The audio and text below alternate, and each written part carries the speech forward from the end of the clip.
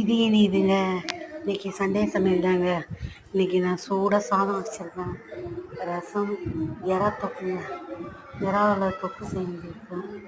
அப்புறம் பாருங்க, எறா தொக்கு கொஞ்சமாக தாங்க செஞ்சுருக்காங்க. எறா தொக்கு இதெல்லாம் பெரிய பெரிய எறா இந்த ஒரு எறா வடை மாதிரி வருதுங்க. சொட்டுனா 2 3 எறா, அதில் ஒரு 4 5 சின்ன எறா கிடையாது, கொஞ்சம் பெரிய எறா தான்.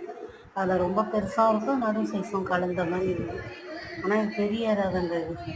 அப்புறமேட்டு மீன் குழம்பு வச்சுருக்கேன்.